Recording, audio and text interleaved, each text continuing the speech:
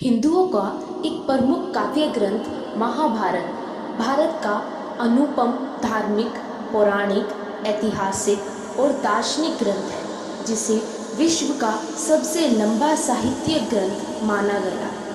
इस काव्य के अंदर निभाए गए हर एक किरदार, श्लोक, ज्ञान आदि आज भी प्रत्येक भारतीय के लिए एक अनुकरणीय स्रोत रहे हैं। अगर किरदारों की बात की जाए तो हिंदुओं के इस प्रसिद्ध ग्रंथ में अंतर्यामी भगवान श्री कृष्ण को छोड़कर जिन दो पात्रों की अहम भूमिका रही है, वह है विश्व के सर्वश्रेष्ठ धनुधर कर्ण और अर्जुन। वैसे इस बात से कोई इनकार नहीं कर सकता है कि महाभारत के प्रसिद्ध योद्धा और अंतिम दिनों में कौरवों की सेना के सेनापति कर्ण अपने प्रतिद्वंदी अर्जुन से श्रेष्ठ धनुधर थे, जिसकी तारीफ भगवान श्री कृष्ण ने भी की। लेकिन ऐसी क्या वजह रही कि युद्ध के अंतिम दिनों में कुंती पुत्र कर्ण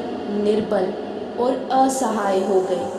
सूर्यपुत्र कर्ण ने अपनी जिंदगी के शुरुआती दिनों में ज्ञान, शक्ति, नाम और अधिकार प्राप्त करने के लिए काफ़ी संघर्ष किए। सूत पुत्र होने की वजह से उनका हर जगह तिरस्कार किया गया। इन बाधाओं के बावजूद कर्ण ने तय कर लिया कि वह विश्व के श्रेष्ठतम धनुधर बनकर दिखाएंगे और अपना सम्मान हासिल करके रहेंगे। लेकिन अपने इस जदोजहद के बीच वह कई बार गलतियां भी करते गए। उनकी इन्हीं गलतियों ने कौरवों और पांडवों के युद्ध यानी महाभारत के युद्ध में उनको कमज़ोर बना दिया था। आइए जानते हैं कर्ण की उन गलतियों को जिनसे वह लगातार कमज़ोर होते चले गए। माता पृथ्वी से श्राप के कारण। लोक कथाओं के अनुसार एक बार कर्ण कहीं जा रहे थे, तब रास्ते में उन्हें एक कन्या मिली जो अपने घड़े से घी के बिखर जाने के कारण रो रही थी। जब कर्ण ने उनसे रोने का कारण जानना चाहा तो उसने बताया कि उसे भय है कि उसकी सौतेली माँ उसकी इस असावधानी पर रुष्ट होंगी। कृपालु कर्ण ने तब उससे कहा कि भय से नया घी वह उसे लाकर दे देगी, वह भय को त्याग दे। तब कन्या ने आग्रह किया कि उसे वही मिट्टी में मिला हुआ घी ही चाहिए और नया घी लेने से मना कर दिया। तब कन्या पर दया करते हुए कर्ण ने घी युक्त मिट्टी को अपनी मुट्ठी में लिया और निचोड़ना आरंभ कर दिया ताकि मिट्टी से घी निचड़कर घड़े में गिर जाए। इस प्रक्रिया के दौरान उसने अपने हाथों से एक महिला की पीड़ा युक्त ध्वनि सुनी। जब उसने अपनी मुट्ठी खोली तो धरती माता को पाया। पीड़ा से क्रोधित धरती माता ने कर्ण को श्राप दिया कि एक दिन उसके जीवन में किसी निर्णायक युद्ध में वह भी उसके रथ के पहिए को वैसे ही पकड़ लेंगी जैसे उसने उन्हें अपनी मुट्ठी में पकड़ा है, जिससे वह उस युद्ध में अपने शत्रु के सामने असुरक्षित हो जाए। दूसरा कारण था एक असहाय पशु को मारने पर मिला श्राप। परशुराम जी के आश्रम से शिक्षा ग्रहण करने के बाद कर्ण कुछ समय तक भटकते रहे। इस दौरान वह शब्द भेदी विद्या सीख रहे थे। अभ्यास के दौरान कर्ण ने एक गाय के बछड़े को कोई वनीय पशु समझ लिया और उस पर शब्द भेदी बाण चला दिया और बछड़ा मारा गया।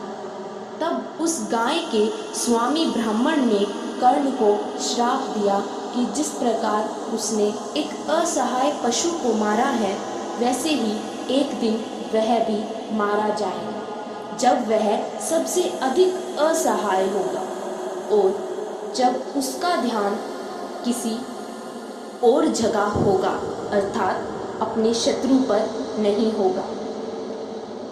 तीसरा, भगवान परशुराम के दिए हुए श्राप के कारण। जब जगह जगह तिरस्कार के बाद सूर्यपुत्र कर्ण ब्राह्मण के भेष में शिक्षा प्राप्त करने के लिए गुरु परशुराम के पास गए, तो कर्ण की योग्यता को देखते हुए महर्षि परशुराम ने उन्हें शिक्षा देने का निर्णय किया। शिक्षा के अंतिम चरण में एक दिन परशुराम कर्ण की जंघा पर सिर रखकर विश्राम कर रहे थे।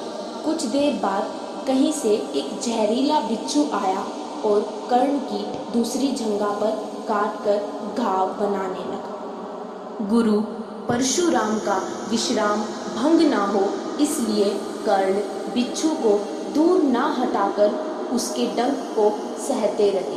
कुछ देर में गुरु जी की निद्रा टूट गई और उन्होंने देखा कि कर्ण की जांघ से बहुत रक्त बह रहा है। वह काफ़ी हैरान हो गए। उन्होंने कहा कि केवल किसी क्षत्रिय में ही इतनी सहनशीलता हो सकती है कि वह बिच्छू के डंक को सह ले, ना कि किसी ब्राह्मण में। उन्हें कर्ण पर शक हुआ।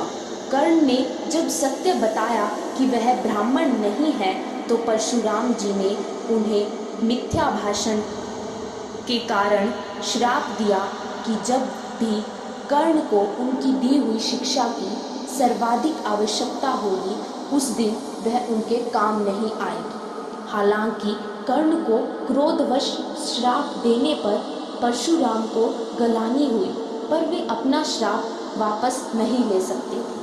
तब उन्होंने कर्ण को अपना विजय नामक धनुष प्रदान किया और ये आशीर्वाद दिया कि उन्हें वह वस्तु मिलेगी जिसे वह सर्वाधिक चाहते हैं।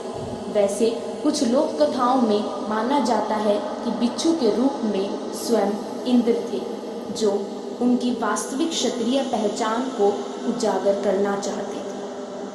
परशुराम के इस श्राप के कारण कर्ण कुरुक्षेत्र के निर्णायक युद्ध में ब्रह्मास्त्र चलाना भूल गए थे, नहीं तो वह युद्ध में अर्जुन का वध करने के लिए अवश्य अपना ब्रह्मास्त्र चलाते और अर्जुन भी अपने बचाव के लिए अपना ब्रह्मास्त्र चलाते, जिसके कारण पूरी पृथ्वी का विनाश निश्चित होता।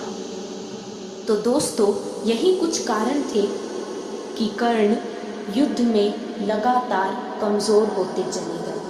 आपको हमारा ये वीडियो कैसा लगा और हमारी ये जानकारी कैसी लगी, कमेंट बॉक्स में ज़रूर बताएं और हमारे चैनल को सब्सक्राइब करें। Thank you.